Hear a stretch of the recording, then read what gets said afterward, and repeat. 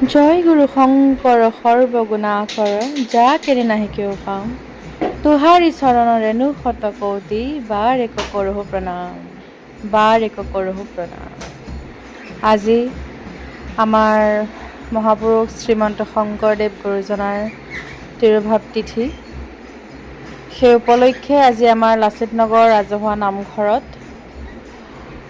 আই বাপ সমস্তই একেলগে বহি নাম প্ৰসংগেৰে আজিৰ দিনটো তেওঁক স্মৰণ কৰিছে। লগতে এখনি শৰাই অৰ্চনা কৰা হৈছিল।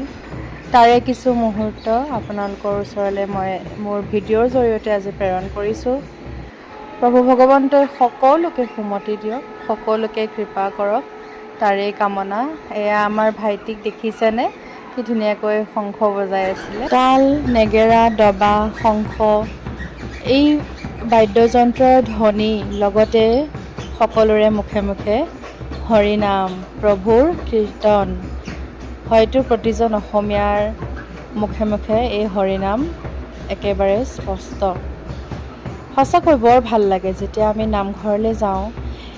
এই পবিত্ৰ তিথিকেইটাত আমি যেতিয়া সকলোৱে একেলগে লগে ভাগে কণমানিৰ পৰা আদি কৰি বয়সস্থ সকলো লোকে যেতিয়া একেলগে বহি ধুনীয়াকৈ আনন্দময় হৈ নাম কীৰ্তন কৰে, হয়তো দেখিও ভাল লাগে, নাম গায়ো ভাল লাগে, শুনিও ভাল লাগে।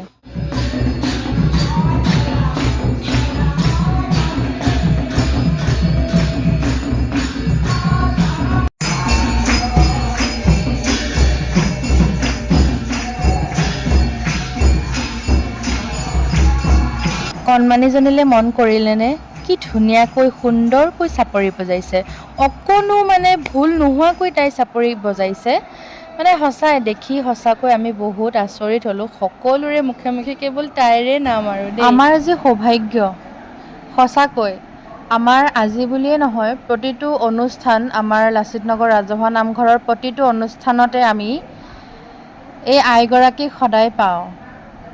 নিচেই কাষতে ডক্টৰ সোণালী বৰা হাজৰিকা আই। হয়তো বহুতে চিনি পায় আৰু হয়তো বহুতে চিনি নেপায়।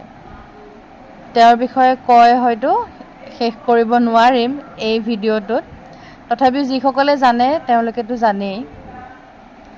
সঁচাকৈ তেওঁ যিখিনি আজি আমাক নজনা কথা শিকাই থৈ গ'ল, সঁচাকৈ বহুত আনন্দময় হ'লোঁ আমি।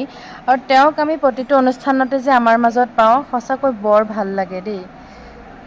আজিৰ অনুষ্ঠানৰ শেষৰ ফালে তেওঁ আমাক বহু নজনা কথা আজি শিকাই থৈ গ'ল।